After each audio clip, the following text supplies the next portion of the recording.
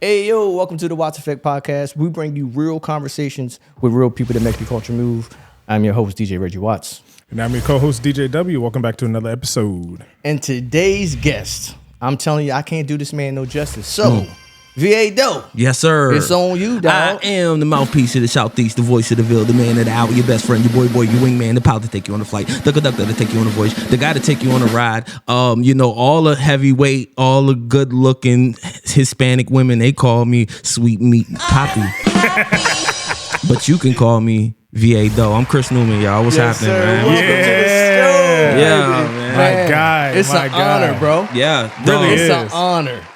Likewise, nigga. Like, I am just so happy to fucking be here. And we're happy to have you, bro. I've never been so excited to be on somebody else's platform. So how does it feel to be on the other side of the mic? It honestly, I was wondering, like I just said before we got started, like, bro, why the fuck am I nervous? Why am I nervous here? Yeah. This is really dope, man. Yeah. You have a lovely setup. Thank you, bro. And I do want to let you do your thing, but I do have one question for you before we get started. Bring it on. Okay? Bring it on. Just give me my moment for this, and after that, the table's yours. Bring it all on. right? So this is something that I was thinking about this on the ride here, and I'm just going to ask the question. Yes, okay? sir. What the fuck is your problem, bro? I can cuss, right? I can cuss, Of right? course. Okay, Yeah, of okay. course. What the fuck is your problem? I don't know what you Flatline? mean by that. What are you doing here, bro? Hey, man, I'm dibbling, dabbling, and everything, bro. Like, didn't you just like solidify yourself as the greatest fucking DJ that's ever been fucking Facts, born? man, Haven't for you real. done enough Yeah. groundbreaking things? Yeah, man, I'm just like I said, dibbling, dabbling, wear many hats, bro. Okay, You know what I'm listen, saying? man. I'm trying my best to be Yeah. a good friend to you here. All right, okay, but I've been podcasting. I'm Yeah. the king of podcasting. You are. You gonna take the words out of my mouth. Number one podcast in the city, dog. Number one. Hands There's down. no, By far. No debate. What the fuck is this? I didn't mean to get into your zone, baby. I'm sorry. You're in my lane, buddy. I'm sorry, You don't bro. see me just getting a pair of Seratos, nigga, and I'm there, pan. But you know the radio, background that we both have. Yes. 91 boombox. Yeah. I missed it, man. Yeah, I feel it. I missed it. I I'm feel like, it. man, But Jesus fucking Christ, bro. He's like Yeah. the kid that can't sit still. I can't, man. He always trying to find that next wave, Next that next wave. thing. He's like, all right, yo, I'm gonna put this aside because I want to do this now. Who the fuck is funding this? Bruce Wayne, nigga? Like, I've been working on this for a minute. Put the money up for this, nigga. That's why we trying to get these sponsorships, man. That part. Going broke, man. I'm Yo, telling who you sponsored by? Twitter, nigga? Where is this going? Elon ain't got shit to do with this. Bro, listen, XL on the beat, Yeah, he big does the shout out. podcast Yes, sir. with us. Yep. He came to me and I guess the moment he saw what y'all had, he was Yeah. like, yo, we need to change our aesthetics and we need to up our fucking game because Flatline is taking shit over. man. And I had to respond to him like, we don't need to do shit. Hell no. We got this locked on in. lockdown, And then bro. I saw what you had. I called Doe Man like, listen, Doe Man, we need to change our aesthetics.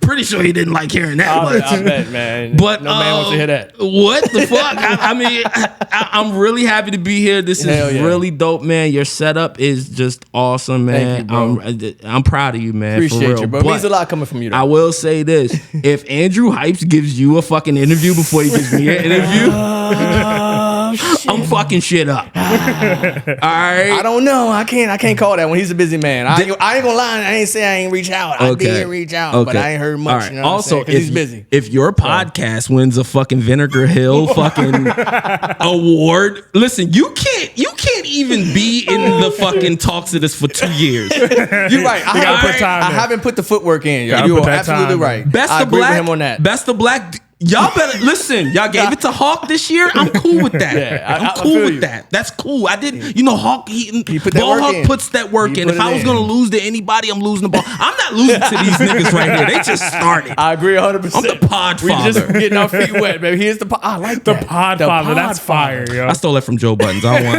y'all to think I took that. I don't want y'all to think I made that up. I didn't. Okay, that's it. That's all I wanted to know. Thank the you. table's yours, man. But Thank you honestly, for man, having me. Hey, the It nerves really- gone now, huh? Yeah. It The means nerves a are lot, gone. though. It means a lot. But you already know what time it is. Yeah. Hurt City. Yeah. You know the tradition. Yes. Yeah. And we have to do the infamous family shot right here, baby. Family so I'm pouring shot. up my troubles.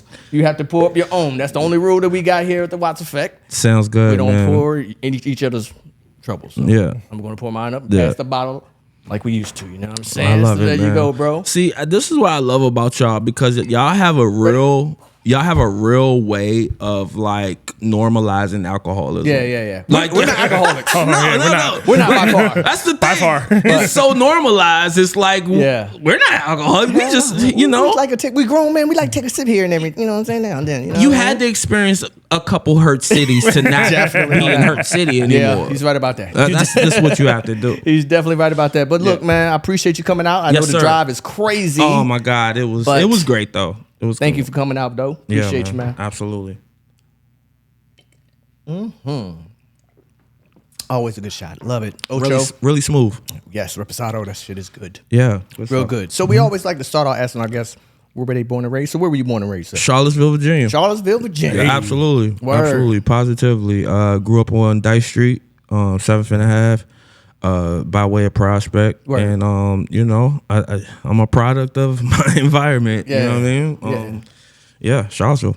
Yeah, speaking of that, like, can you tell us a little bit about your upbringing and how you got into music? Okay. So basically, so I always wanted to be an entertainer. Yeah. Just off top. Right. I was always that one kid where, I was always on top of things, dancing. I loved attention.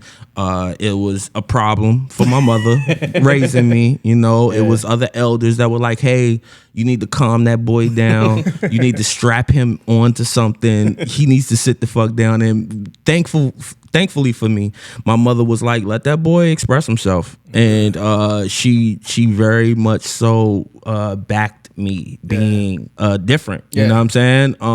Some people would get their child admitted for the things that I've done as a kid, but my mother supported it, and she was like, yeah, he's a little unorthodox. Yeah. He's, eating, toilet paper. We'll work with that. My son's a little weird, but she supported that shit, and that's what made me want to be a entertainer. So growing up,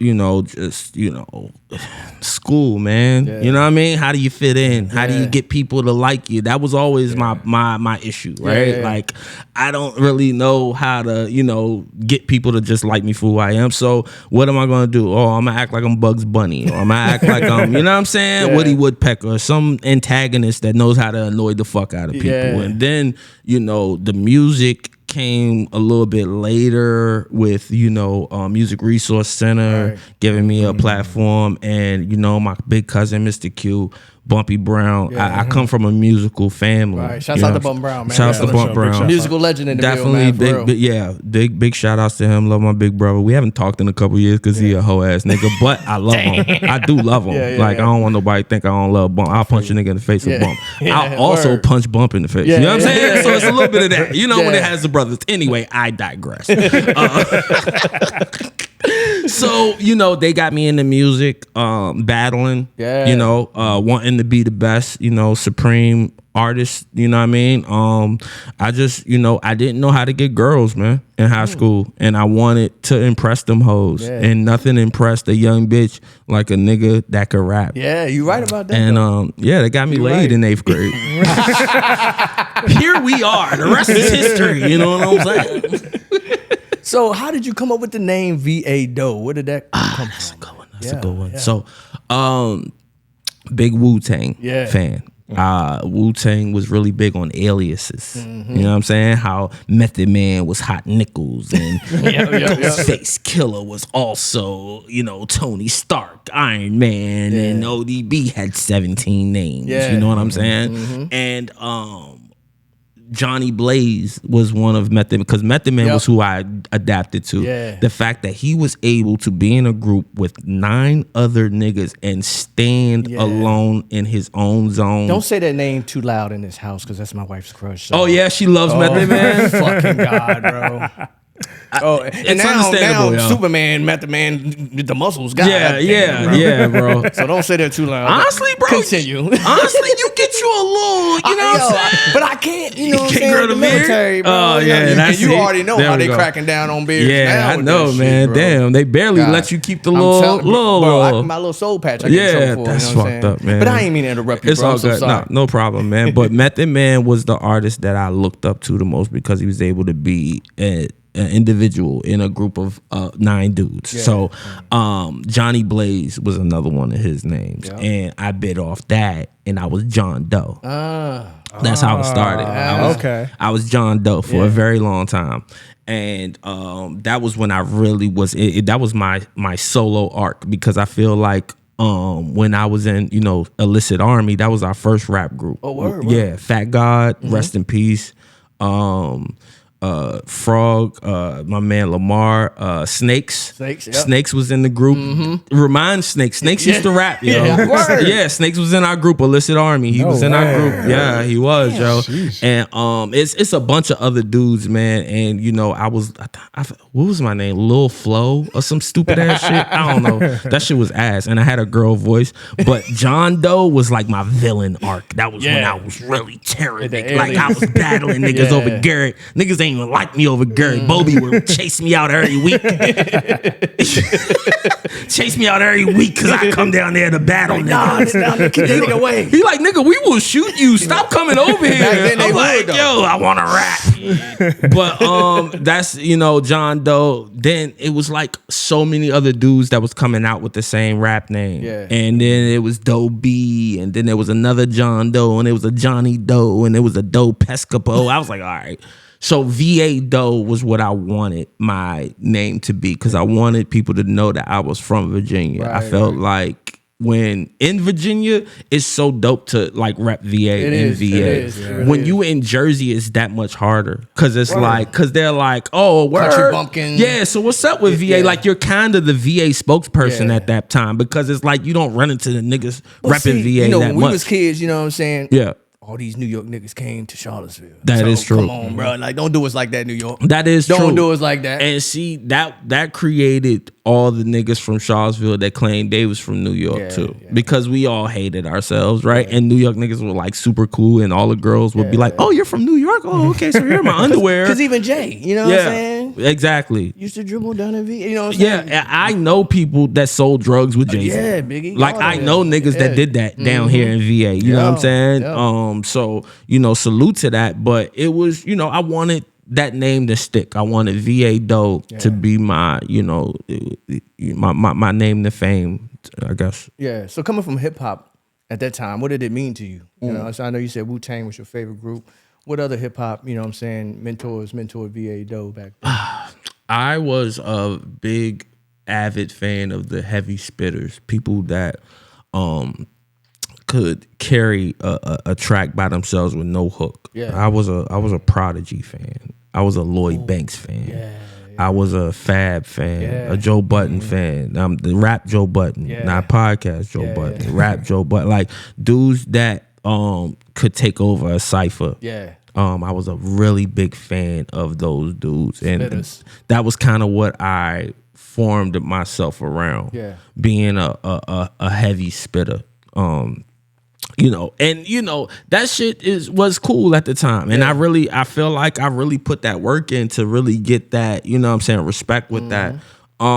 Things change, rap music has changed, hip hop has changed. Yeah. Definitely has. It's cool, we not really going off of, straight, spitting for 2 minutes, no hook. We need a hook. Yeah. We need a hook. We need to wrap this up. We actually don't have 2 minutes to listen to a song in 2025. Like we got attention span is attention span is terrible. You got a minute and 15 seconds at best. Yeah. So like, make your statement. Let's wrap this up. Let's go on to the next song, even if it sounds exactly like the song we're listening to right now. Like, you think hip hop is coming back though? Because I know we lost it for a time there, man. But do you think now that with especially we was always talking on this podcast before about, I hate to say the word old heads, but the people that we grew up on are starting to now, come back like Jada Kiss, you know what I'm saying? All these albums with like the Pusha T and clips. Pusha T and clips, man. So I always say it's the golden era, like hip hop is young, I know we say it's 50 years, you know what I mean? Yeah. 51 at this point. Compared to rock music, compared to country music, it's young. But I really feel that we finally can have an era where it's not, cliche anymore. We would say it's a young man's game. You know what I'm saying? I think that's the issue. I think what we're facing right now, the epidemic isn't if hip hop is still alive, because it's still B-boys. Right. It's still DJs. Yeah. Right? It's still MCs. Yeah. It's still people that hone into every aspect of it. What the problem is, the epidemic is the young versus the old. Definitely. Right? I feel like the young wants to say, okay, you niggas was doing all this hip hop, you don't stop, and pop locking and all that shit, all that lyrical miracle shit, right? We want to talk about getting some motherfucking money, right? You old niggas want to tell me, it's cliche now to rap about how good you rap. Right. I got a whole mixtape where that's all I'm doing. I'm doing is rapping about how fucking good I rap. Yeah. You know what I'm saying? And it's like, that's cliche now. Yeah. You get what I'm saying? And it's like, I feel like a lot of young artists kind of thumbs down it or shun it, because it means that they don't have to be lyrical. They don't have to be talented, really. Right. They just need swag. They just need money. They got money. Right. Niggas got money but can't rap. Right. You get what I'm saying? Yeah, so niggas like, well, I'm gonna say them niggas that can rap don't got no money. So why would I listen to them? You get what I'm saying? Why would I can't identify with them niggas. I'm getting bread. So in this day and age, the average youngster wants to be a Casanat. The average youngster wants to be a millionaire before they're 25. So they don't have time to listen to me rap about fucking trauma and getting therapy and like, you know what I'm saying? Like shit that people can actually like really relate to. Shit that can actually save your life. That's what hip hop was for me. Beanie Siegel, The Truth, that whole album kept me out of jail, nigga. That shit was fucking terrifying. He was rapping about niggas getting raped in there. He was. I don't want to get raped, bro. He definitely was though. That album was my scared straight. Yeah. Because I heard this nigga speak from a point of view that I do not want to fucking live. So why in the fuck am I out here fucking toting guns and all this shit if when it all come down, I can't deal with that? And then what? I'm telling everybody. The feds come in here right now. I'm like, listen, man, I don't know. Flatline, I mean, what do you want to know? I mean, shit. I gotta go home. I gotta pick my dog up, bro. What time can I leave? You say he's a civilian on You get what I'm saying? So it's like, it's different in those aspects. But, All right, man. So I know you said, hey, man, don't ask me to freestyle on this bitch. Yeah, right. But what was the first song you ever wrote, man? And how did it make you feel writing that verse? Oh, man. Can you remember that first song that Va Doe or Young Flo? Yeah, it was definitely Flo, John Doe. I was Kid Chameleon. Damn, how many names you got? So it started off as really Wu-Tang. Yeah, it started off as Kid Chameleon, then I was Lil Flo. Yeah. And then funny thing, real side story, I went to my brother and I was like, yo, what if I name myself Ludacris? Oh. Because my name's Chris. So this is before? This is before. Oh, so I'm like, yo, my name's Chris. Yeah. In Living Color. They used to make fun of Mike Tyson, that joint, he'd be like, "This is ludicrous. This is ludicrous."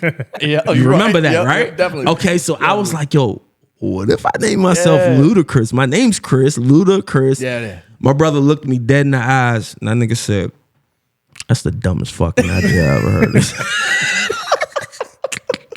Damn.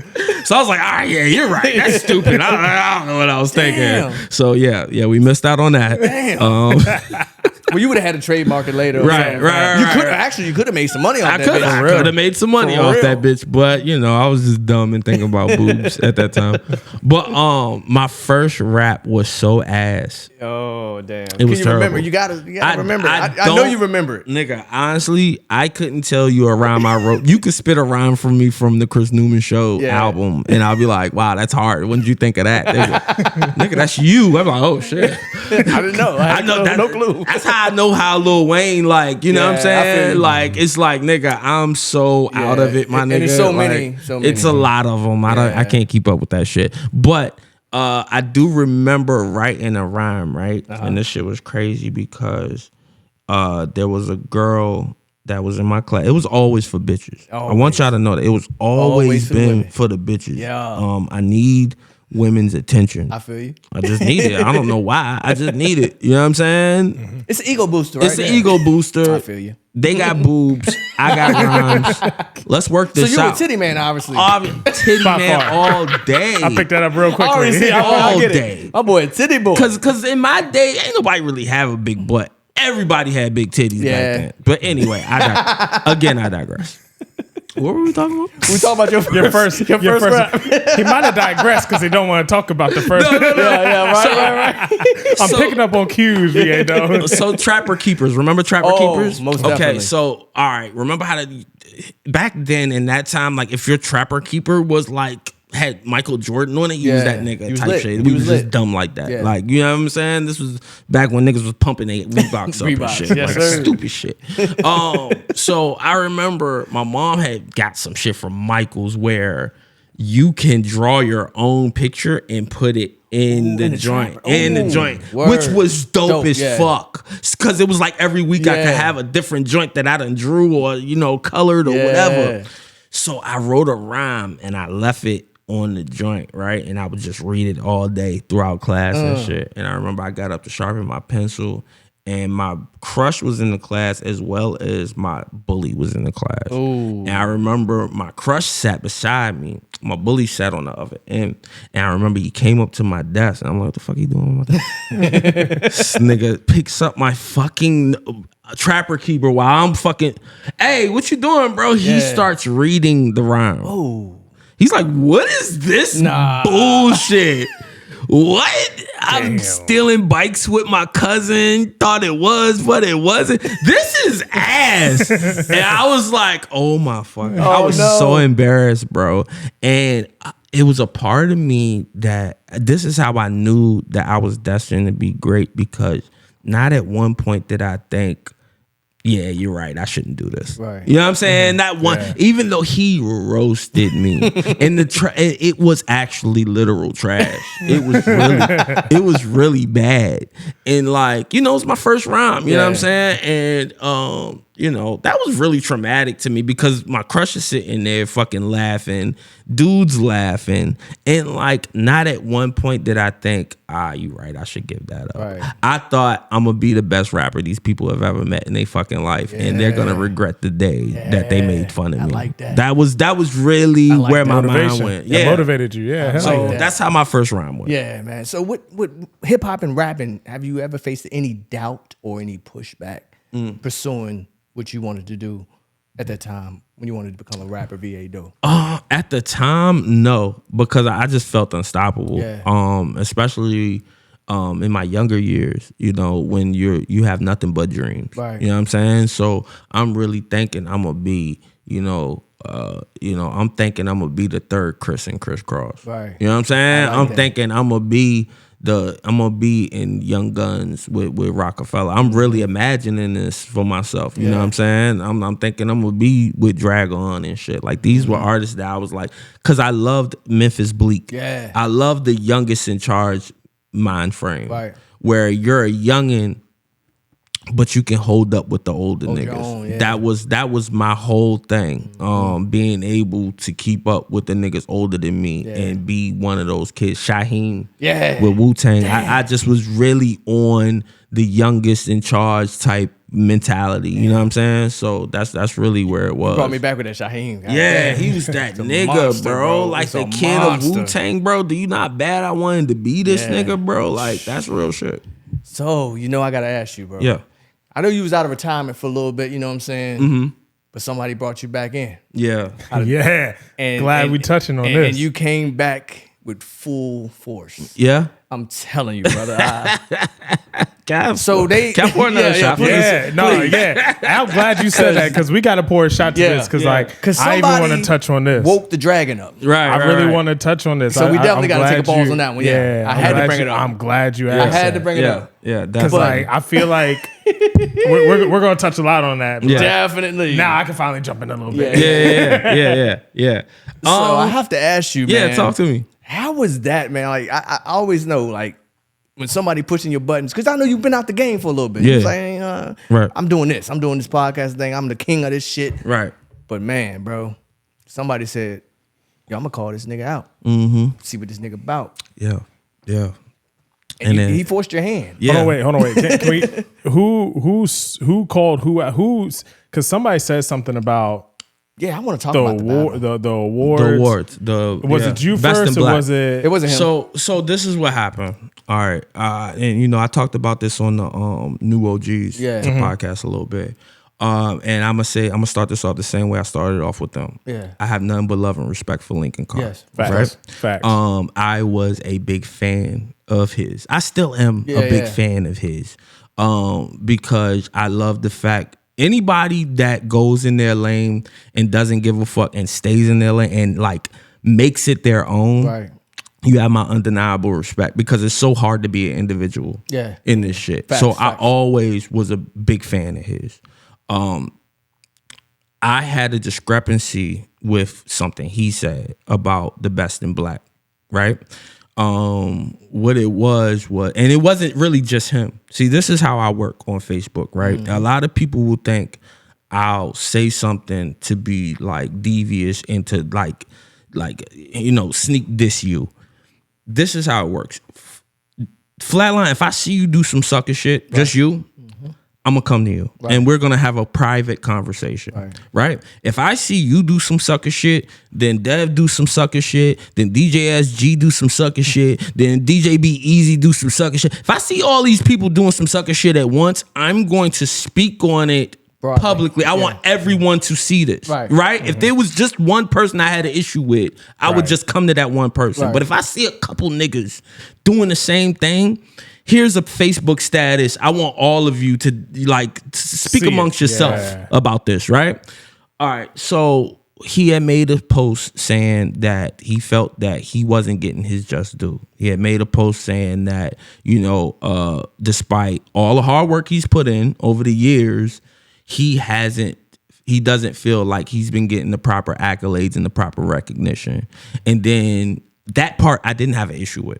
It was when he went on to say how much he was shitting on the people that were actually being, productive. And the people that were being nominated. The nominees. And that was where I felt a type of way. Because it's like, okay, there's a way that you can big yourself up without shitting on the next person. It's a way that I can talk about how dope Chris Newman podcast, how dope Blue Period Media podcast is without saying, but flatlining them niggas, they just started this shit. Like, you know what I'm saying? I know how to do that without shitting on what y'all got. You get what I'm saying?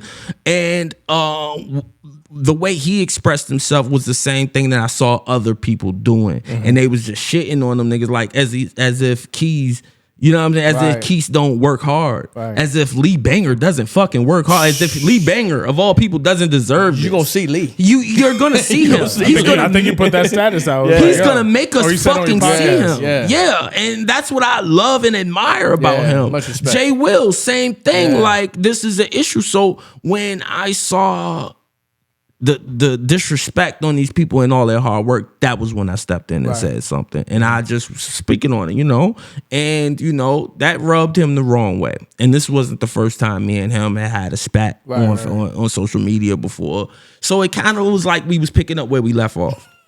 You get what I'm saying? Yeah. But I had no intentions to rap. None. That's why I was posting my old shit like, bro, come on, bro. The man said I was washed up. That was what did it to me. Washed up, bro? Washed up means that if I try this right now, it will not be that shit. If I'm washed, that means when I drop something, no one should give a fuck. It should not be the hardest thing niggas have heard all year.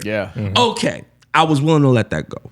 Then he, Tasia is on. Tasia White is on our podcast. She's my sister. I consider her my sister. You feel me?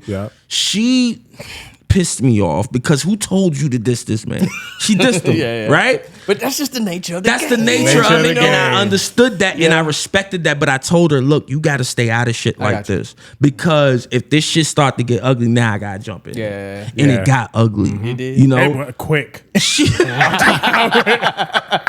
When I say, I'm not gonna lie to you. I know we're probably gonna talk about it, right. But when I say how quickly, like, in like within a couple days to a week, tracks were coming out from everywhere. After the first 2 tracks came out, then everybody everywhere just came out and kept on dropping it. Like, it got to a point where like I couldn't keep up. Couldn't keep up with it. Like I was sitting here like, yo, I think we had a conversation separately. I was just like, yo, have you heard this track? Somebody just came out today. And I'm talking to my girl. I'm like, yo, have you heard? And she not even from here. I'm like, yo, peep this. Like there had to be a timestamp of you being like, all right, this started, then this came, then this, because it started flooding. So what bothered me the most was that Tage was like, hey man, don't disrespect the people that are nominated. If you that nigga, show us. You know what I'm saying? Like, show us why you that dude. You know what I'm saying? And he was like, shut up, you ugly dyke. And I'm like, yo, damn. Whoa. Like this was on like Facebook? But that was her track was her saying, and then his track, he was like, and Lady Tage is an ugly dyke. I remember that, and it was like, whoa, bruh. And it bothered me. It bothered me because speaking on a woman's looks is just so low to me personally. I don't give a fuck. This is battling. I get it, but there's you know what I mean. Just speaking on a black woman's looks. That bothered me, and it bothered me that nobody like spoke up for her. Nobody like was like, "Yo, hold up, bro, that's a little homophobic, my nigga. Like, what's going on?" I get it, your views are your views, but I didn't like that. So that's when I started writing. And that's when I was like, "All right, nigga, I'm gonna give y'all what y'all want." But it was only under one circumstance, and it was that what I drop better be so hard that no matter what is said back to me after that, I'm not dropping nothing else. I'm not dropping a series of joints. Now, mind you, as an MC, these are warning shots, my nigga. Like what I did, that was me with gloves on. You get what I'm saying? And it was like, if I was to continue this, and because he is a man of respect, and so is I. And so when I'm saying something against him, he's going to speak up for it. So he's going to be like, no, that ain't true. Here's my response. And it was like, I knew that was coming. That's okay. Still letting it go, because I feel like what I put out there as far as my diss track, when everybody's diss track, mine's is over there by itself. You didn't hear nothing else come out of the city like what I dropped. And that was the only thing that was important to me, because a nigga said I was washed up. So I need to know, am I washed? Let me drop this. You know what? Maybe you're right. Let me drop this and see what happened. Pandemonium. Facts. The entire city shut down for 24 fucking hours. It definitely did, bro. How many views did you get on that? Bro, it got up. I don't want to inflate the numbers, you know what I'm saying? Let it come back. But it got up there. It got up there really fast, bro. And it was so funny because it's like, I'm human, right? So I'm still like, wait, am I? So I put it out, right? The first 30 minutes, me just refreshing it every 5 seconds, like, because I don't tag people. That was the difference between me and him too. He tagged everybody. He tagged 87 fucking people and then pinned it. And then, you know what I'm saying? I didn't tag nobody. Just let it go. If you see it on your timeline, share it if you love it, comment if you like. I didn't put any extra sauce on it. I just tagged him, and that was it. And the city literally shut down for 24 hours, bro. And it was just so dope to see that. I was like, damn, I actually, believe it or not, still fucking got it, bro. Still got it, bro. Yeah, thank you. So saying that to say, it's like with that whole situation and the start of you guys sitting here confronting about the Best in Black Awards, and then everybody coming with the rap beef. Not really, I shouldn't say rap beef, but like coming in, putting their 2 cents in on the track. How do you think that ignited like Charlottesville hip hop? I think it put us in such a beautiful place because I definitely finally the city cares. How many fucking talent shows have you done?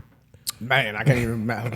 Yeah. Showcases. How many showcases have you done? Rugged Arts. Oh my God. You get what I'm saying? Pillars. Have you ever seen this kind of energy come from the people Never. that are watching? Never, ever. Never. Because they want to see us destroy each other. Facts. I get you on that one. We are barbaric. Yeah. As human beings, we're naturally fucking barbaric. Yeah. And the fact that a nigga is saying, oh, nigga teasing, nigga make a track about flatline and call it high top fade. You know what I'm saying? Like, we want to hear that track. We love flatline, but I want to hear this nigga make fun of him. So it's like, you know what I'm saying? Like we and that was another thing, that the point that I was making on my diss track. Like, my nigga, no one gave a fuck until you started talking about people. You know what I'm saying? Like, and it was something that it can't be recreated unless we start it up again. I think if we started it up again, I think it would just be like, it was like love and hip hop, really. It was like, oh, this nigga said, this nigga. It always seems to like resurface around the time when nominations come out for like, because Best of Seville and Best in Black are about the same time. So it always seems like when those nominations come out and it's time for people to vote or whatever, or even when people are nominating before the actual like nominations come out, we start to see a trend of artists that are just like, oh, I didn't make it. Why I didn't make it? Why these people make it? Why, and I put in work this year. I dropped, this many tracks this year, the EP, whatever, and they don't feel like they get the recognition. And that's when, the social media stuff starts to come out. And then now all of a sudden, and then I think this is probably the first year that it really hit Shaw so heavy and really got a lot of these artists that have been talking about them not being nominated really put out something if they really felt a type of way and how they felt about it. But my thing is, it's like, how could you be mad at the artist? You need to be mad at the people. At the people, your supporters. Your supporters, your the people, family, the people your friends. the people who you sit here and cater your music to. It's not the panel that's making the decision, bro. Like, it's the actual. I feel like it's. And I'm glad you said that a little bit in this. Like, Best in Black got blamed for a lot of things that's not even like their fault. Has nothing to do with them. At all. They're trying to put on a platform for us to be showcased, and the nothing people, to do with them at all. The people are the ones nominating, not us. And that was where I came from with the diss track. You know what I'm saying? These are all points that I made. You know what I'm saying? I said my issue ain't with you. I'm really mad at the town. Yeah. Because when you needed them the most, they wasn't holding you down. There for you. You know what I'm saying? He just did a bar there. You feel me? It was on this track. You feel me? That was a bar. I remember that. Yeah. You know what I mean? As soon as you got the scroll, they all gathered around to watch you lose your fucking mind online with the fucking clown. Yeah. That was what it was like. It was like, damn, bro. If they would just get behind us in general, bro, we would be on the map. We are really what's holding us back. And I hate to say it because this nigga's been my arch nemesis for forever, but Streets Blanco was right. Yeah. Mm-hmm. He was right the whole time. It's crabs in a barrel. And nothing showed me that more than the battle, right? Mm-hmm. It showed me like, yo, y'all really don't give a fuck about us, bro. We are putting our blood, sweat, and tears into this. We are letting our fucking deepest, darkest fears out on track, and we're doing this for y'all. If we make it, we're bringing it back to y'all. Yeah. And it's like y'all are basically like wishing NBA YoungBoy happy birthday, but not sharing Lee Banger's track. That's fucking bogus. That's fucking lame as fuck. That's like you grew up with fucking Kevin Durant, but you a LeBron James fan. Fuck is you doing? Like, you know what I'm saying? Like, he's been beside you this entire time, and you mean to tell me you're a bigger fan of some nigga you never met? Never met him. Ass. And it's our fault why we've never had a superstar come out of here. We've never had nobody make it further. LT was the closest we ever got, and we shitted on him. We hated on him. And I respect you on that, because it's like, yo, we have like Trauma Tone. Like, why are we not celebrating Trauma Tone, bro? I don't see nobody like really like celebrating this dude that made it. Yeah, we give him more. We give him more of a hard time of saying, well, London on the Track is doing this and this other. We do more of that than putting this man on the pedestal. Right. Now, I will say this. It is people that treat Trauma Tone like royalty out this motherfucker. Yeah. And that shit makes him feel so uncomfortable. I love to see he's a humble dude, though. He's so really humble, bro. Like, the more that you, like, if you just start bringing up his accomplishments, he's going to want to get the fuck away from you, bro. Like, bro, please, bro, I'm trying to have a drink here, my nigga. Like, I get it. I produce for Rich Homie Quan. Get out my fucking face. You get what I'm saying? Yeah. But at the same time, you know, that's different. Yeah. He's in the cut, but I just keep up bringing up Lee Banger because he deserves. He does. He deserves. He definitely does. Our praise. He deserves us putting him on a pedestal. Yeah. You know what I'm saying? He put the content, bro. Yeah. He doesn't stop. He doesn't. Every single day that man is on my timeline. And he tries to find new ways to reach more people. And he figures it out. He does. It's a beautiful thing, man. And you know, I usually don't have anything nice to say about other niggas. You know what I'm saying? Like, I just don't. But like, Lee Banger is like one of them ones, bro. Really Give him his props. Raise him up. I definitely respect Who knows where we'll go. Big shouts out to Lee Banger, bro. Yeah. But what inspired you to become a podcaster? You know what I'm saying? I know you was the rapper, but what transitioned you from rapping to podcasting? This is a tricky one, right? Yeah. Because I Feel Famous Studios, right? We in there and we doing the music, and the music's great. The music's going good. Yeah. I'm about to drop the Chris Newman mixtape. I'm about to do the Chris Newman show. Radio was booming. Everything was great. I love broadcasting. I love doing this. Yeah. I love it. And, you know, we talked about how just naturally it comes from me. Yeah, it does. And shit. Definitely, bro. And I really hold it near and dear. You know what I mean? To be able to do this. I always wanted to be, you know, I didn't only want to be big, you know, a Big Sean or Notorious B.I.G. I also wanted to be Big Tigger. Yeah. Yeah. You know what I'm saying? Yeah, I also wanted to be Joe Torre, nigga. Yeah. You know what I'm saying? Yeah. Like, I also wanted to be Bill Bellamy, nigga. You know what I'm saying? And it was like, damn, I'm good at a lot of fucking shit. Yeah. And it's like, what's the point of just doing one thing? And it's like, all right. So what the fuck is wrong with you, Chris? Right. That's the truth. It's true. No, that's real shit. Though, but that's our plight, right? Because we're good at everything. Right. And it's like, well, what the fuck do I give my all to? Yeah. And shout outs to my nigga Doe Man, because he was definitely a part of that. And what we did with the boombox, as far as him, you know, videotaping everything and me giving the content, that before it was popular. That was before that. We were doing content before we knew what content was. Yep. Like, shout outs to NOD Films. Yeah. They were filming the Tuesday Night Trap House. At the, you know what I mean? At the boombox. Yeah, you know what I mean? So those were such good times, man. It really was. His brother, Doe Man's brother, Duck. Duck is one of those people one of those few people I'll take some advice from. Yeah, it's like most niggas can't tell me shit. Duck, for real, Duck one of them niggas that can tell me something. Like, I'll sit down and listen because he's very wise. Yeah, and he was in the mix with us at the time. I haven't seen this nigga like do music type shit for a long time, but at that moment he was an advisor. He was like co-producing stuff. He was like executive producing stuff. He was in the mix with us. And he was just like, bro, podcast. Now, mind you, I'm like, what is that? What is that? What's a podcast? And he's like, bro, what we're doing right now is podcasting. Nigga, just put a mic on and videotape it. Or don't even videotape it. Just your voice alone, nigga. Can move mountains. Facts. Let's do a podcast. You're hilarious. Let's do it. I'm like, all right, how? And, you know, he kind of gave me the, you know, and me and Doe Man sat down, and honestly, we had no idea what the fuck we was doing. He cut the camera on. I sat down in front of a mic, and we just started going. And I was like, damn, we should do guests. Yeah. I brought E. Jones in for my first episode. Shout out E. Jones. Shout out to E. Jones. Yes, sir. Another one. One of my greatest friends, man, and one of my biggest ops. Yeah.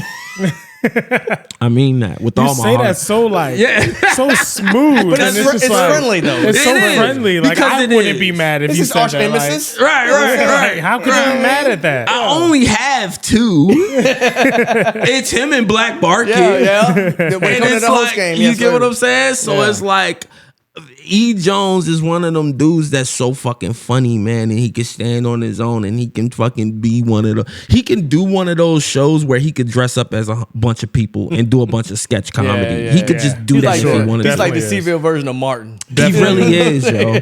And that's how he beat me for fucking class of 2000. But don't be ashamed. Don't be ashamed. I do it every week. Yeah, he won class clown, and I was very upset because I was like, all this nigga does is Chris Tucker. That's his whole fucking thing. I'm up here fucking making sure I run past the same class at 11:45 every day and do something different past their fucking door. I'm putting thought into, and this nigga's like, what do you mean, man? And this nigga wins. Hated this nigga, bro. Still don't forgive this nigga. Yo, that's funny as shit, yo. Oh my God. Oh my God. I can picture you doing that too. No, seriously, that was my thing, bro. I put in work to be class clown in this motherfucker. And you give it to E. Jones, it's like, what the fuck? Who did I piss off in the... Oh, yeah, that's right. Everyone. Everyone. That's what fuck I pissed off. Oh, God. But again, what were we talking about? I forgot about that. Like, damn self. This nigga got a teleprompter, bro. I forgot what we was talking about. I don't do any of this for my podcast. This nigga has questions ready. God, how did you just start doing this? We was talking about you going into podcast. Yeah, what inspires you? Yeah, I'm so sorry. Hey, that's what I'm here for, y'all. Yeah, thank you, the co-host. Thank you so much, co-host. Yes. Ed McMahon over here with dreads. Showing his knees again. Yeah. I knew it. Yo, and it's so crazy, yo. You know what? It's become a staple on this podcast now because Is it October? We're gonna switch over. I ain't gonna lie to you. I got dressed when I left the house before I went to my after school. Yeah. And I had my outfit pulled out and I had the shorts on. Yeah. And my girl Cassie was like, "Oh, you got your knees out again?" Yeah. Knees out. I said, and then next thing she said, "Oh, those shorts are a little bit longer, man. They won't see them as much." Yeah. No. Hey, listen, it's fall, baby. I sat here and said, when I sit down, they gonna show. Yeah. We only got a couple more weeks. Probably. I'm about to say, when is it going to switch over? Season 2. Season 2. I love it. Y'all think it's got seasons? Goddamn. Yeah. We do got seasons. I'm on episode 108, nigga. We don't know when to stop this shit. This is what I'm talking about, y'all. What are you doing here? But no, I definitely, once I realized that the people loved it and the people like were responding to me podcasting like they were with me doing radio, because I wanted to work for myself. Right. You know what I'm saying? I felt underappreciated at the boombox, at the fucking on radio. I felt underappreciated, underpaid. It was a very rough time in my life. I was very stressed out, and it was like, instead of me getting some type of life raft, it was like I was given more responsibilities. Like, it was just like, I don't want to do this anymore. So me and Doe, man, we win the business for ourselves. And the rest is history for real. It succeeded. Yeah. Definitely have. Like for real. Yeah. So on your podcast, do you have like certain topics that you'd like to cover, or is it just like free for all, like whoever? Freestyle. All off the top of my dome. And that's what I do respect about you, because I do like my little iPad. Yeah. But with your when I did the interview with you a few months ago, bro, it was just off the top. Like, you just boom, boom, boom, firing, man. And that's one gift I gotta salute you on, bro. Yeah, like, thank you, man. You were natural with this shit. Bro. I got a bunch of shit I be wanting to talk to y'all niggas about anyway. Yeah. You know what I'm saying? Yeah. And it's like certain shit that I know that the people want to know. Yeah. You know what I'm saying? I know he hasn't been on yet, but you get him on. He's coming. Yeah, and when I get him on there, it's gonna be a lot of fun. It's gonna be a lot of fun because me and this guy got a lot of history. So for sure. I really can't wait to dive into all of that. But most definitely. I have taken a little break on the Chris Newman podcast. I haven't been doing so many interviews because it's like I'm running out of people. Right. It's like, damn, I'm you interviewed everybody. I've interviewed everybody but Andrew Hypes. Right.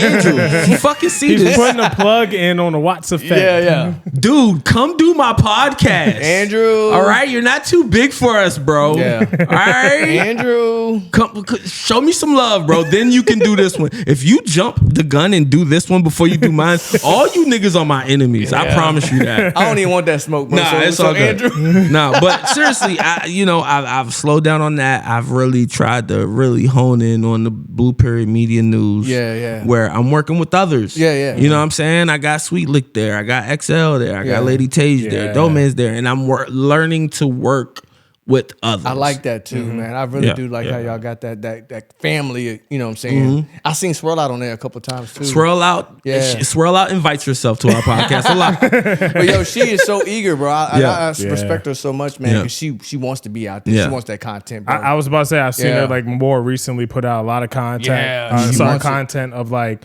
especially when she starts gigs, interviewing the people who she's doing the gigs for before she starts it. So so she's doing something. Bro. That's something I haven't seen. Exactly. DJ Never seen so like that. I think that's dope. So shout out to you, Swirl, for that. Yeah, shout out to DJ Swirl Out. She really has one of those. She has that type of attribute where it's like you're gonna succeed at whatever the fuck you want to do. I always tell him like she's a triple threat. Yeah, she beautiful as hell. Yeah, and gorgeous. She can DJ her ass off. DJ her ass off. Yeah. Damn, we in trouble. Yeah. So then we in trouble. Nah, she really go crazy with it. And I've seen her work. Yeah. You know what I'm saying? I've heard her work before. I seen and I knew it was her, and I was able to put two and two together. And I talked about that when I interviewed her.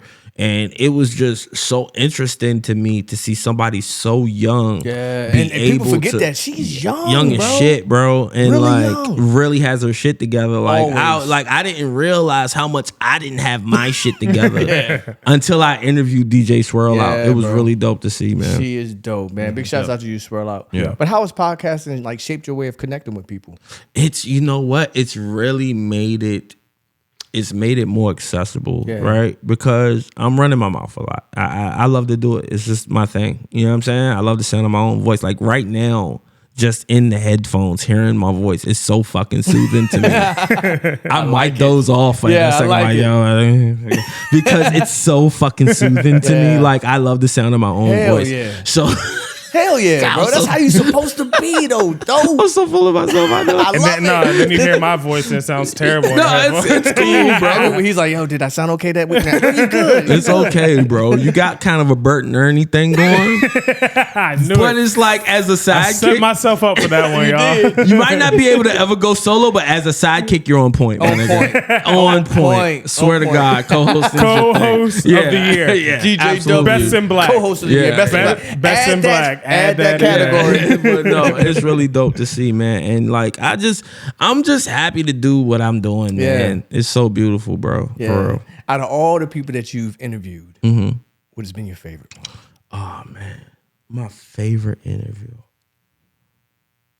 I have to say Tanisha Hudson. Yeah, bro. We were just talking about this. Tanisha Hudson. I want to interview her so bad. No, you don't. You gotta come with your knowledge right. Listen, this shit is not ready for Tanisha Hudson, my nigga.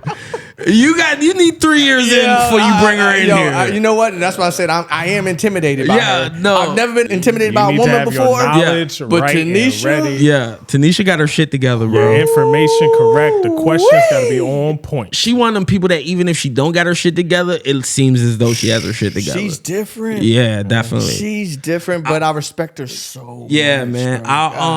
My interview with her, and it was crazy because I had my boy Quells up there with me, and he was strictly like he was just stunned by her, like, you know what I'm saying? Because we rarely see women just kind of be like, and another motherfucking thing. Like we rarely see that, and then with like, you know, being on camera, having a mic on, it's different. It's not the same thing. Right. The way that she doesn't like slow down at all. You know what I'm saying? She doesn't miss a beat. And it's like, I need to be on top of my shit in order for this motherfucking, you know, interview to go. You know what I mean? And it's so crazy because I've had very few, you know, I probably can count on one hand how many female guests I've had. And a lot of them are nervous. A lot of them, I have to talk them through it. Like, hey, man, don't be nervous. Trust me, it'll all be all right. You know, I'm totally not trying to fuck you. Like, just just calm down. Everything will be fine. We'll get through this. Tanisha already know. Like, nigga, you ain't never getting this ass no way. So furthermore, Wes Bellamy. Like, I be like, yo, what? Where did that come from, nigga? Yeah, like, hold up, yo, chill, yo. We just introduced you. Yo, we just brought you on. So it's I'm sorry, Wes. I didn't know where that was coming from. No, listen, the strays he catches from Tanisha, but it's all love at the end of the day because I still see her at the games. On autoburst, you know what I mean? Yeah, but she definitely. At the end of the day, it's always I feel like for her, it's always for the community. Yeah, it really is. That's what comes first. Like, no matter what differences it is, if it brings the community together, at the end of the day, it's for the community. Speaking of community, what does community mean to you? What does community mean to me? Community means everything to me because we ain't shit without each other. Right. That part. Just straight point blank period. That's why I appreciate you two guys so much. That's why I appreciate Nick Fagan so fucking much. That's why I appreciate Denzi from the block so much. Sweet Lick. These are people that really take time out their day to be in the mix every fucking week in the name of community. And you don't see that everywhere you go. Right. You know what I'm saying? And I think that you guys are what makes Charlottesville, where people from Stanton and Harrisonburg and other outside counties are like, damn, we gotta go to Charlottesville where it's popping. I feel like y'all are the reason that Charlottesville is popping. And I love just being there and being a part of it, just to, you know what I'm saying? Like you're not gonna catch me doing a lot of prolific runs, right? You're not. It's not happening, bro. I'm good on that. Like I like to smoke. You feel me? If I could smoke while I run, maybe. But let's just open them lungs. Yeah. I'll interview people at the end of the marathon. You know what I'm saying? That's what I want to do. But it's like, I love to be a part of that. Sometimes, man, like definitely the Tonsil League games, I just will be in awe of us, of you, of Nick, of Denzi. I will watch everybody playing their position and doing their part to make this something dope, and it warms my heart to see it. So it's a big deal to me. What challenges do you see in the community, man? Oh, hate. We hate each other. Yeah. We all hate each other. Crabs in the barrel mentality. Crabs in the barrel. We hate each other. We hate each other. We hate the thought of Chris Newman, the one nigga that had something to say about every fucking thing, actually pulling this off and becoming a millionaire makes so many people uncomfortable, bro. I feel you. You know what I'm saying? And these people are my peers. Yeah. These people are people that I actually have a lot of love for. And I've seen just, with mannerisms, I pick up on shit. You know what I'm saying? I can see like you're acting different because I've crossed the threshold. And it's like I'm not getting that love that I feel like I deserve. And that's where it brings me back to what my issue was Link was. Right. Because it was like, I feel like that all the time. Right. But me sitting there, y'all not paying attention to my podcast. Temper tantrum. You know what I'm saying? Yeah. Who gives a fuck? Right. Work harder, nigga. You know what I'm saying? Like that's personally how I see it. Right. Anyway. So, now I'm just going to be honest with you, bro. Yeah. You used to be a skinny motherfucker, bro. Oh, man, come on. I'm still small, bro. You used to be a skinny, straggly guy. Come on, bro. I mean, But man, what motivated you to transition into the fitness game, bro? Because I see you in the gym. Yeah. And you were swole, bro. Depression. Oh. I've been real depressed. Oh, man. I've been really sad. Honestly. No, but seriously. Flatline my nigga, bro. Because Flatline was like, oh damn, man. That's not depressed. That's really hard to hear. I'm sorry. I'm so sorry, dude. But honestly, bro, I had people in my ear and people were just like, yo, you need to work out. You know what I'm saying?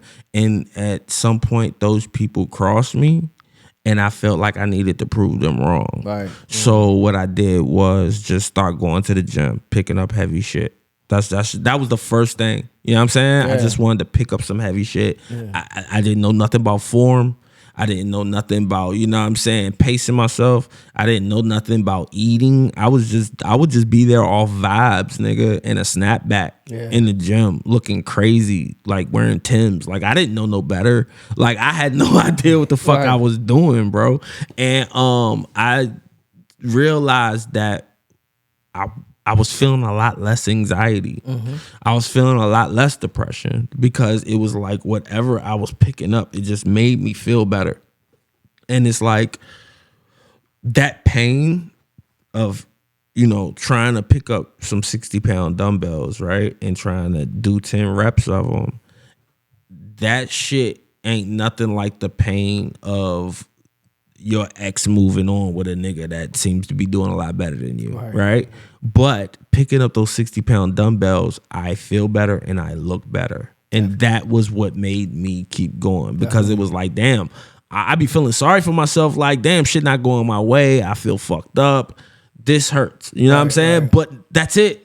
There's nothing else. It's just unadulterated pain. Yeah. But with, trying to motherfucking hit 180 on a bench press, that pain actually is paying off. Right. You know what I'm saying? And that was where my mentality went, trying to squat 225. Right. And it's like, when I first started, nigga, I could not do that. Right. You know what I'm saying? Yeah, and then over time, it's like, I can do that. I'm not doing no fucking too many reps, but I can get it up there. You know what I'm saying? And it's like, something's coming out of this. This is the first. I think this was the first time that I could see the fruits of my labor. Right. I learned so much as far as dedication, being dedicated to working out and just being healthy. You know what I'm saying? And being disciplined. Yeah, discipline. And like, that's my biggest issue. Right. I have no discipline. I just go off vibes. You know what I'm saying? Yeah. So this built the discipline. This built the slow burn of some type of results. You know what I'm saying? Mm-hmm. Like, because a lot of times I need instant gratification. Right. When I go on, you know what I mean? You're When I go on, right about that. you feel me? When I go on Facebook and I Yeah. do all this shit, it's for the instant gratification of you reading it and you thinking it's funny. That dopamine. Yeah. And it's like, once I realized what that was, and thank God the fucking Instagram, like just all these reels, it was just, my algorithm was just that all day. Yeah. Forms and, learning different stuff and just being a better version of yourself. Yeah. So that was the biggest thing that made me like really hit the gym. You know what I'm saying? The fact that I still look and feel small. Yeah. Hell nah, bro. Like, I'm being honest, bro. Yeah. You swollen up, man. Yeah, like, yeah. you look good. From when I Like, met really, you in really good. 2015, Like, it's a whole different Newman. I don't even know whether to call you Christopher Newman or VA Doe. Yeah, bro. Just call me Christopher Doe. Yeah. Hey, we're gonna do a quick little plug. You see what he drinking on that Indulge. Indulge water. That's what we drinking on tonight as well. Besides the liquor, we drinking Indulge as well. Yeah. Hey, bro, I was telling them how dope they are to still do this for you for free, because they'll never do that shit on my fucking platform, nigga. We got them, bro. We need a check, nigga. Reggie Wattz doing this shit for little love, my nigga. We got Indulge, man. That's why we love this nigga. Much love, Yeah. my man Ray, man, for real. But also, man, what are your goals with the fitness? Do you have any type of goals? Are you just doing it just to feel good? I just want to be able to beat my brother up when the time comes. That's your motivation. It's my motivation. When the time comes, because it's coming. Yeah. Eventually, the chicken's gonna come to roost. I don't know. We don't know. Now, if I could imagine, it's gonna be like some type of family tragedy, and me and this nigga gonna be in the same room, and we just not gonna be able to coexist. And it's just like, I'm just gonna punch the nigga in his face.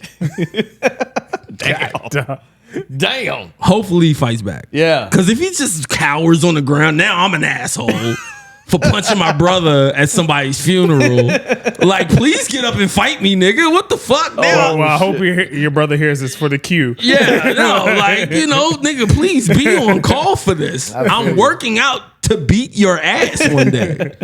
So that's it. So when you do get, down and, the discipline isn't there, like, how do you stay motivated to keep going to the gym? Like, I know it's hard, man. Even personally for me, it's like, ugh. Yeah, it is. And you got weights in the crib. And that's the reason for it. Like, I had to have it here because I'm like, man, I don't. Even though the gym's like 5 minutes up the road, I'm like, I don't want to do it. But it gets hard. But what motivates you to still keep pushing? Just perfection, man. And the women. I want it in women. Yep, that part. I never know That's how I know you know me, man. Because everything's really for the bitches. I do. It's all for the hoes, bro.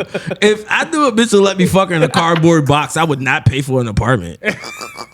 I love this guy. I love him. Why would I pay for it? Fucking career. Going to the box. A cardboard box. Let me bend her over. Let me bend her over behind a dumpster. Need a fucking apartment. Be homeless. For real, bro. But we ain't waste no money. Nah, but no, dead ass. No, for real, man. Yeah. It definitely is just like once you get into it, and only people that work out really know. Like, well, you know, being that we're creatives, you know, and we do this for therapy. You know what I'm saying? If you just was to have to stop DJing, if you just had a bad month or 2 or 3, and you wind up having to get rid of all your fucking DJ equipment, and you just did that so your kids can eat. You know what I'm saying? There's going to be a part of you that's going to feel like crap, right? Yeah. Because this is what we feel like we were put here to do. Right. You know what I'm saying? And just like podcasting, just like writing music, just like working out has became a part of that. Where it's like, if I don't do this, I'm going to feel like shit. Right. Because it's like, I know, you know what I mean? This is where I find my peace. Right. You know, I put my music on, listening to some motherfucking Andre 3K, some Papa Roach nigga, some Let the Bodies Hit the Floor. I'm all over the place with my music playlist. Yeah. You know what I'm saying? Yeah. So it's all over the place. But you know, I zone out, and you know, it just really helps me find peace, man. And that's really all I want in my ripe old age. Ready to have some fun? Yeah. All right, man. This is a segment we call Would You Rather. Okay. So I'm going to ask you a series of questions. Mm-hmm. You don't have much time to answer. You got to just come with the first thing that comes to your mind. Oh, this is going to be fun. You ready? Let's go. As a performer, would you rather perform on the stage in front of 10,000 people or train 10 people who completely transform their lives as a trainer, as a coach? Am I training hoes? Yeah, you know what? They're involved. I'm training hoes as the trainer. I want to be a trainer. Of course, that was obvious. Yeah. Would you rather host a podcast with your favorite celebrity or train alongside your favorite athlete? Podcast favorite celebrity. All right. Would you rather go back in time and relive your best rap performance or fast forward 5 years to see your fitness brand fully build? God damn, nigga, you thought this by yourself? Yeah, you know. Bro, every week is deeper and deeper. It gets deep, baby. Honestly, deep. bro, I'm very interested to see where this goes in 5 years. Yeah, word. Yeah. Would you rather give up music forever or give up fitness forever? I gave up music already. Should have said podcast. Yeah, right. Yeah. Would you rather inspire one person deeply or entertain 1 million people briefly? Fuck. 1 million. Gotcha. Definitely. Would you rather spend a day writing lyrics in the studio or a day training hard in the gym?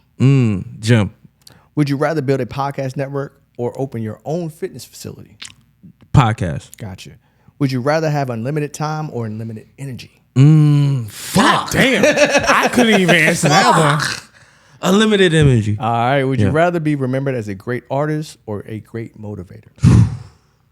Yeah, I'm glad you're not asking me these. Motivator. Gotcha. Would you rather train your mind or train your body if you could only choose one? Fuck. Jesus Christ. What is wrong with you, yo? Train my mind. Bad. Now I want to get into some. Hold on. Oh, you got one. Every time you got to get into it. I only got one this time. And I might take it back. I might ruffle feathers. I don't know. I don't fucking know. Would you rather be in podcasts or a radio host? Ooh. I miss doing radio so much, man. Me too, though. I ain't gonna lie. I miss doing radio. I miss it so much, bro. Whenever this nigga finally takes over the radio station, that's when I'll go back to doing it. I wish I could, man. It's coming, yo. It wasn't nothing like the Chris Newman show. Yeah, nothing like the Chris Newman show. Yeah, bro. I would love to get back into I'm telling you, bro. Yeah. You're a great one, man. Thank you, man. You are really a great one, man. I'm telling you. So radio was the answer? Radio was the answer. Radio. All right. So I want to get into some reflections and advice. So what advice would you give someone who feels stuck and afraid to reinvent themselves? So my advice to anybody that is afraid to reinvent themselves is the same advice I would give anybody that's just afraid of anything. What you're looking for is on the other end of your fear. Right. That's just what it is. I'm a firm believer of being uncomfortable makes a big person. Pressure makes diamonds. Right, you know what I'm saying? Pressure bursts pipes type shit. I am just really, really into what, you know, of course, whatever things that make you laugh make you cry, but also things that make you cry can make you laugh. Right. You get what I'm saying? Yeah. And I think that is the one thing that we all need to like keep on our brains and in our hearts. Right. That yes, it is very difficult dealing with, you know, just, you know, trying to get past the fear. You know what I mean? But recreating yourself is such a beautiful thing because you destroyed something that wasn't working for you anyway. Right. And sometimes that's how I feel with like just not really doing so much music and really focusing on the content in the podcast. Right. Yeah. If you can go back in time, what would you tell your younger self? Don't listen to anybody. Yeah. You're the leader that you're looking for. Right. If I would have known that, I think we'd all be millionaires right now, for real. Right. I think I spent too much time waiting for someone to come lead me to something that I think I could have done myself. Right. You know what I'm saying? And that's basically it. Yeah. Right. If someone only knew you as Va Doe the rapper, what would surprise them the most about who you are today? I'm an advocate for the homeless. Yeah. A lot. I did not know that. Yeah. I work at the Haven. Facts. I'm a shelter supervisor there. And you know, at first I wanted to check. They pay a lot of money. They pay a lot of money to get threatened all day. Because that's literally my job. Right. Hey, I'll fucking kill you. Like, yeah, see you tomorrow, Mr. Thomas. That's basically my day at work. So, you know, at first it was like, I need this money, man. Give me the fucking coins. They pay us really good to do it. But as I've gotten to know people and gotten to know their plight and gotten to know that it's a little bit deeper than just get a job, nigga. Right. It's a little bit deeper than just get off drugs or stop drinking or stop having bipolar disorder. Right. Like, you know what I'm saying? It's not that easy. You know what I'm saying? So a lot of people wouldn't know that about me. Right. Yeah. What would you like your legacy to be, you know, when people look back on your journey? Fearless. A class act, you know, somebody for the people, one of a fucking kind. Gotcha. Yeah. Now, before we go, we got one more segment we want to do. Okay. All right. This challenge is called the First Word Challenge. All right. Okay. I'm going to bring up a series of individuals. All right. And you only have about 1 or 2 seconds to give one word about each person you see. Okay. All right. So we're going to get started right now. You ready? All right, ready. All right. And it moves fast. It does move fast. Okay. Rat. Goat. I like that.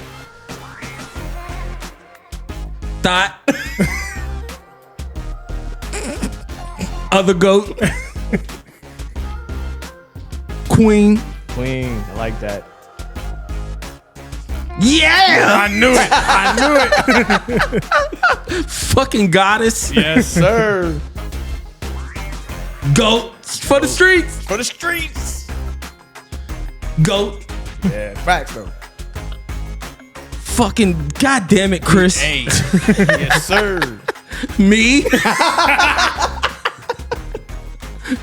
Fucking legend. Legend. Yo. Yeah. That was the last one, man. Okay, girl. You did great on that one. Thank you, yo. Hey, that Ludacris after that story, I knew he was going to say me. Yeah, yo, Summer Walker, I don't think you're a thought. I'm sorry. That was the first thing that came to mind. I'm so sorry. My bad, Queen. She's actually looked at our podcast one time. Word? Yeah. Fuck, yo, I'm never going to hit, am I? You're never going to hit. Yeah, you're done for it. You're done for it. All right. All right, Va Doe. So one thing we do like to do at the Wattz Effect Podcast is like we like to give flowers out to those who maybe inspired us or motivated us or that helped pave the way for what we're doing right now. So do you have any flowers that you want to give out to anybody that might have did that for you? Any flowers that I want to give out? Y'all know I hate like complimenting niggas. You just like pissing them off. I do only like pissing people off and tearing niggas down, unfortunately. I'm sorry. It's what I like to do. I'm from Charlottesville. What do you want from me? No, I want to send a big shout out to you guys. Appreciate you, bro. Thank you. Professionalism, just poignant, just very, very diverse on what y'all do. What I've done with Doe Man, we have definitely made a way for ourselves, and we've made it look differently than everybody else. And somehow you've managed to do that on top of that. But you guys are the blueprint, bro. Yeah, and honestly, but I want you to know that it's very impressive. Thank you. To see the fact that you are able to do something that's been done, that's going to be done again, but there will never be another version of it that looks like yours. Appreciate, you know what I'm saying? Yeah, thank you. And just with everything that y'all do, how y'all move as a unit, Hurt City as a whole, it's very, very inspiring to me. You know what I mean? To see the way that you would get booked and you would get overbooked, and you will share that money with your mans. And your mans will show up and do such a good job that nobody notices that you weren't there. But it's vice versa. And it's and y'all are able to do that with each other, and y'all are able to spread that out and do that for other people. And when I see that with DJ Swirl Out, and you know what I mean, other homeboy that does the games. Immaculate Runway. Yes, absolutely. And you know, it's just so beautiful to see you niggas work, and I'm very, very proud of y'all, man. So that's where my flowers going to these two guys right here. Appreciate you, bro. Yeah, that's much love. Yeah, absolutely, for sure. So, are there any projects or goals that you have, like currently right now, that you want to attain? Bro, honestly, I like I've told you, I want to get into streaming. You did say that. I do know that that's a young man's game, with, you know, casting that and his whole gang of misfits. You know, but I do want to bring like entertainment in that way of me just right there, raw. You know what I'm saying? No guests, no people, just me gaming, either being really good at the game or terrible at the fucking game, but being entertaining nonetheless. That's my next venture. So are there any other projects you want to share? Anything else you got going on? You know, I got a whole project of music that I worked on in New Jersey when I was out there. Okay, do tell. It is probably, I want to say, like 11 to 12 tracks. Drop them shits, that man. I have. Here's the problem, right? Don't let me Young Thug you right now. No. Don't let me Young Thug you. Drop them shits, man. What you doing? I'm in my brother, man. I'm in my motherfucking brother. I'm my motherfucking brother. I wore a dress, but that one for my brother. Anyway, what was I saying? Oh God, yo. No, so here's the thing. It's certain people that I worked with that I don't no longer work with. And I feel like I don't want to contact these people to say, hey, I'm gonna drop this. Because if they don't say something that I like, I'm gonna have a big fucking issue with that. So it's like, I think I'm just gonna drop it, and they can just call my lawyers. It'd be like that. That's where I'm at right now. And it's like, I'm really waiting for the right time. Seeing the way that people responded to the diss track, you know, and please put a link for that. I will. Thank you. I appreciate that. You know that's I got you. Right there. Thank you so much. Thank you so much. But Jesus Christ, man. You know, when I saw the way that the people responded to the track, I was like, I think it's time for me to give this one last shot. You know what's so crazy? When we were talking about it earlier, I wanted to ask you this question. And that question is like, do you think Charlottesville missed VA Doe? I think I did. Yeah. I really think did. so. I think a lot of people, you know, because it's new people in this now, right? It's people that are 20 years old that wasn't out there when I was doing my thing. They was babies. You know what I'm saying? So it's a lot of people that's only heard stories of what I've done or what I can do. I feel like the people that know what I am capable of, people like y'all, you know what I'm saying, that grew up, and you know, Flatline was just, you know, Black Odyssey, Foul Sound, we was, you know what I'm saying, we was all rocking out together for real, in the same kind of, you know, it was kind of boot camp click Wu-Tang kind of thing. That's how it was. It really was. Like, we was all just, you know, in the same drum, you know what I'm saying, same beat. And I think people were very keen on like what I could do, and I think seeing that, you know, I stepped out of it and nobody was really filling that spot or filling that void of just being a top lyricist. I think there was part of the city, I was like, damn, nigga, we missed this shit. Like, bring that shit back. You know what I'm saying? I often think about the CD release party that I did for the Chris Newman show. Mixtape, my last project that I put out, that is actually no longer on any platforms because I stopped paying DistroKid. Because I was I feel you though. because I was just so depressed about music and was like, I'm 40, who gives a fuck? It's still on there, I guarantee. Yeah. I'm gonna pay DistroKid to get it back on Apple Music. Was it like $10.99? Yeah, something like that. Yeah. And it's I'm so full of shit to like not pay them. Like just pay them niggas, Go ahead bro. and do it. That's your future, bro. And, Go you know ahead what I'm and do saying? it. So but yeah, I do definitely feel like one more run, lap around the sun. It's worth a shot. I got tracks. I might as well release them. Please, you know what I'm bro. saying? So, Please do that, man. And before you go, man, how do you want people to remember your legacy, both music and beyond? Baddest motherfucker to ever do this shit. Bam, bam, bam, bam, bam. That's I said. Point blank, period, nigga. That's like what's up, honestly, man. Even if I don't, if this is it, like if just locally in Charlottesville. Personally, I love that. I love that I did this for my peers. I love that I did this for the people that I grew up with. Would I have wanted the world to experience this? Absolutely. But I also see what Fame did to Justin Bieber. I don't want that. Yeah. You know what I'm saying? Facts, I don't want It's a dangerous that. drug, It's bro. a dangerous drug, and I know how I am. Yeah. I'd be worse than Charlie Sheen. Yeah. And I feel you on that because sometimes I say God, I don't think God gave me that gift yet because fame is bad, bro. And I think once people can control themselves to a certain extent, I think then he'll bless you. The monster you became in the Annex days, bro, oh my I'm God. telling you. Niggas don't know what to do with It's fame. been some times, bro. I'm telling you. But yeah, I'm just being completely honest with it. Like ego and just all that. You know what I'm saying? Like, I think you need to really know yourself, be comfortable with yourself before God will give you that gift. You know what I'm saying? And I think I'm just being completely just transparent. I think that's why I haven't got that yet. But God, I'm ready. Yeah, we're ready, God. I'm ready, man. I want y'all to know this nigga's living the American fucking dream. For real, okay? No, for real. He's spitting facts. Like, white picket fence, fucking families taken care of. You see what this shit? This is just a part of this nigga's home. Imagine what his fucking living room looks like. Oh my God, don't do that. This nigga's living. I don't even want to ask to see his backyard because that might piss me off. I might start hating, honestly, bro. Like, I know this nigga can throw a party back there, bro. Definitely. Can So that's what I'm saying. This nigga, you made it, nigga. Shut up. Stop acting like you working towards something.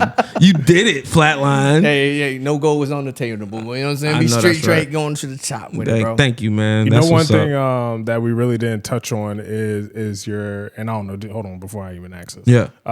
You ain't fill out no questionnaire, right? No. He didn't talk about it. All right, cool. All right, so you know what we really didn't talk about too much is like your party host days. Yeah. Like hopping on that stage, grabbing the mic and entertaining like a live party. Like what was your first one, your favorite one? I wanted, before I say anything else, I have to shout out two people. Yeah. I have to shout out Denzi from the Block. Yeah. And I have to shout out Black Market. Black Market. Because dope, my arch fucking nemesis, but I have to shout these niggas out because watching them two do that was when I said, I can do that. Yeah. And I don't think I would have ever had that idea had I not seen someone else do it. The way that you and Black Market used to fucking connect, bro, the way that y'all would own the Annex, bro, like literally own the building. Like, I didn't know that a party host was even needed until I saw Black Market do his fucking thing. I was like, oh no, this shit is needed every fucking event. You know what I'm saying? It makes my job so much easier. It really does. Just focus on the music. Even though you're so fucking good, you don't need a host anymore, you piece of shit. For real. Humble people, y'all fucking hate them, yo. Jesus, yeah, I need them. Nigga, no, you don't.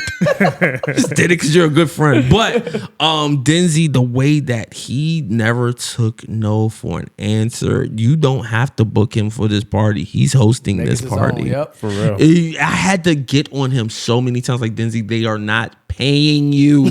Stop hosting these parties you didn't get paid to do. But he was just the type of person that if there's a DJ booth, that means that there's a fucking speaker. If there's a speaker, that means there's a microphone. If there's a microphone, that means that Denzi from the block should fucking be on it. And that shit really resonated with me. And it made me feel like, all right, this is what I want to do to make some extra cash. This is how I keep my name in everybody's mouth. You know what I'm saying? So just that whole era of the X Park and the Down Under and the Annex and just those venues, man, and the opportunities that I had and just so much fun, bro. Oh my God. You did my party for me, so I appreciate you, That bro. shit was awesome, bro. And I loved every minute of it. And I think every year after that I wasn't booked to host your parties, I took it very personally. No, because that was... Yo, he is so smooth. He is so smooth. We're letting you know how he feels. There was only 1 year, guys. Yo, we're letting you know how he feels. Yo, he's just like, flatlining who friends. saw that coming? Yeah, flatlining friends, and I'm not in there. Oh, turns out I'm not Flatline's friend anymore. No, don't do that. Damn you, Flatline. Well, can I get a look? They shut down the venue, so no, and I did some hosting, and you paid me for it. I did. You know what I'm saying? So it worked itself out. It wasn't really that big a fucking deal. Yeah, definitely. But that was legendary, man. I had all three of the goats there. It was you, Denzi, and Black Market, man. When I tell you, it was amazing. Time, it was a great night. It was a great night. The Annex, nothing can beat that. Can never. Nothing can beat that. Can never be replicated, man. I got so much ass in that building. Denzi said that was the boom boom room. Yo, bro, I had sex all over that place. God damn it. It's honestly, I'm sorry, Jayon. Honestly, I mean, it's shut down there. You can't even open it up again if you want to. It does suck because they did serve food in there. I had sex all over that place. Shit, I ate the food there. Oh shit, the wings. Definitely bit the bitch over in the kitchen. It got some coochie. Your wings had some coochie air. God, little coochie air, bro. Little coochie air never hurt nobody, bro. Look at you. You're thriving, bro. Maybe that coochie air is why you niggas are doing so good. You didn't die from COVID from the coochie air. I had a lot Immune of sex system strong because of the coochie air. Oh my God, so much sex in there. Remember when they put the upstairs? That was because of me. Yeah, like, I sat here and told him, I was like, yo, acting too wild down there. Yeah. And like they fighting, spilling. Like I had multiple occasions where people fought behind me. I got bumped, my laptop flew in front of the crowd. So like I was like, yo, y'all gotta build something for the like a DJ booth. And as soon as they built that shit, I was the first one up there. I said, thank you, Jayon. I got so much pussy up there. Oh my God, yo. It's really crazy, bro, that like I didn't get nobody pregnant or like catch nothing. Damn. Well, everybody catch something every once in a while. But, you know, I got rid of this shit. It was get rid of stuff. You know, a little shot. It was treatable. Yeah, a little shot in the butt cheek. Yo, get this man, yo. And we back. We back, baby. Get this man, yo. We back. We back stronger than ever. Well, Chris, man, thank you so much for coming through, man. Absolutely. You done got my abs hurting a little bit, man. You done gave me a workout without even giving me a workout for real by laughing so much, man. You're welcome. But I'm going to let you know, man, you are welcome. Yeah. Anytime to come through for part 2, part 3, part 4, part 5. Because you have been so entertaining, man. Yeah. But thank you so much for coming through, man. Yeah, man. If you can let the people know where they can follow you and where they can, you know, find out where you at. Yeah, word. I be on the downtown mall every Friday.